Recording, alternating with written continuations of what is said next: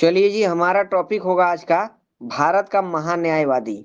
बहुत इंपॉर्टेंट प्रश्न है, बहुत इंपॉर्टेंट टॉपिक यहाँ से है। ठीक है, इंपॉर्टेंट प्रश्न भी बनेगा।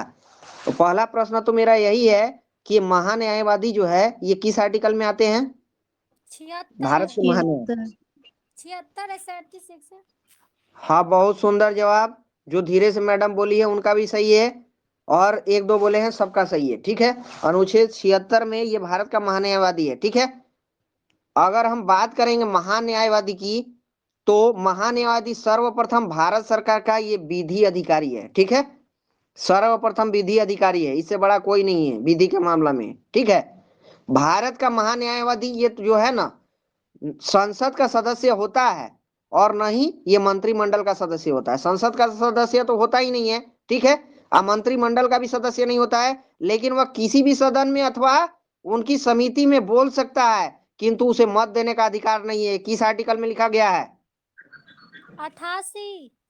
बहुत सुंदर जवाब है, 88। काव्या सिंह राठौर, कव्या सिंह राठौर। ठीक है, अनुच्छेद 88 में ये बात लिखा गया है कि भारत का न्यायवादी न तो संसद का सदस्य होता है और न ही मंत्रिमंडल का सदस्य होता है, लेकिन किसी भी सदन में वो बोल सकता है, किंतु मत नहीं दे सकता है। यह 88 आर्टिकल में लिखा गया है। ठीक है, महान्यायवादी की नियुक्ति, हाँ, महान्यायवादी की नियुक्ति कौन करता है? राष्ट्रपति। बहुत बढ़िया, राष्ट्रपति करता है, और उसके पश्चात पर्यंत ही ये अपने पद पर रहता है। राष्ट्रपति जब चाहेगा इसको उतार सकता है। ठीक है, महान्यायवादी को, महान्यायवादी बनने के लिए वही अर्हताएं होती है। एलिजिबिलिटी क्या है? देखिए यहाँ पर एलिजिबिलिटी आ रहा है। ठीक है, क्या है? तो उच्चतम न्यायालय के न्यायाधीश बनने के लिए उसमें योग्यता होनी चाहिए। वही व्यक्ति महान्यायवादी बनेगा भारत का जिसमें उच्चतम न्यायालय के न्यायाधीश बनने की योग्यता है। ठीक है, महान्यायवादी को भारत के राज्य क्षेत्र के सभी न्यायालय में सुनवाई करने का अधिकार है। सरकारी केस जितना होता है उसका सुनवाई यही महान्यायवादी जाकर के करता है कोर्ट में। ठीक है, ये भारत सरकार का होता है आदमी। महान्यायवादी को सहायता देने के लिए एक सोलिसिटर जनरल होता है और 2 अतिरिक्त सोलिसिटर जनरल की नियुक्ति की जाती है। ठीक है, हाँ, एक सोलिसिटर जनरल इसका सहायता करता है और 2 अतिरिक्त होते हैं।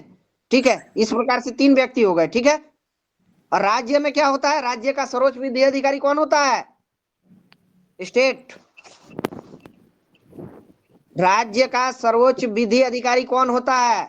ये महाधिवक्ता होता है। ठीक है, हाँ, महाधिवक्ता होता है। किस आर्टिकल में महाधिवक्ता लिखा गया है? ये अनुच्छेद 165 में। ठीक है, अनुच्छेद 165 में राज्य के महाधिवक्ता की व्यवस्था की गई है। वह राज्य का सर्वोच्च कानून अधिकारी होगा, अभी जो बताए हैं। ठीक है, अनुच्छेद 76 में महान्यायवादी जो सेंट्रल वाला है, सर्वोच्च। ठीक है, महाधिवक्ता की नियुक्ति राज्यपाल करता है और महान्यायवादी की नियुक्ति कौन करता है? राष्ट्रपति। या महाधिवक्ता की नियुक्ति राज्यपाल, दोनों में इतना ही अंतर है। ठीक है, राज्यपाल वैसे व्यक्ति को महाधिवक्ता नियुक्त करता है जिसमें उच्च न्यायालय के न्यायाधीश बनने की योग्यता हो। वहां पर महान्यायवादी में हम बताए हैं सुप्रीम कोर्ट का जज बनने का उसमें क्षमता होना चाहिए, और यहाँ पर क्या है? हाई कोर्ट के जज बनने की उसमें योग्यता होनी चाहिए। ठीक है, वो अपने पद पर राज्यपाल के प्रसाद पर्यंत ही बना रहेगा। ठीक है, जब तक राज्यपाल चाहेगा उसको रखेगा, जब चाहेगा जब उतार देगा। ठीक है,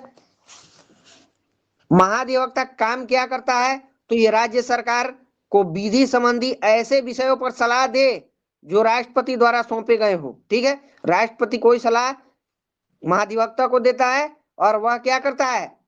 राज्य के सीएम को बताएगा या फिर राज्यपाल को बताएगा। ठीक है, विधिक स्वरूप से ऐसे अन्य कर्तव्यों का पालन करे जो राज्यपाल द्वारा सौंपे गए हैं। ठीक है, अन्य कार्य संबंधी कर्तव्यों के तहत उसे राज्य के किसी न्यायालय के समक्ष सुनवाई का अधिकार है। ठीक है, राज्य में जो भी न्यायालय होगा वहां पर ये जाकर के केस लड़ सकता है सरकार का। ठीक है, इसके अतिरिक्त उसे विधानमंडल के दोनों सदनों या संबंधित समिति अथवा उपसभा में जहां के लिए वह अधिकृत है में बिना अधिकार बोलने, देखिए सेम वही बात है यहाँ पर भी, विधानसभा में या विधान परिषद में ये जाकर के बोल सकता है।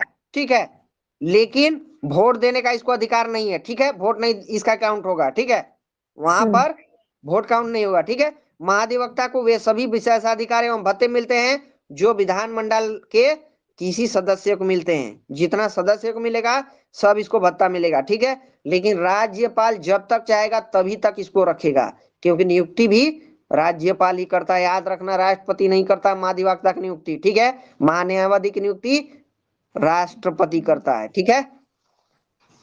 चलिए, अनुच्छेद 148 से 151 में क्या है?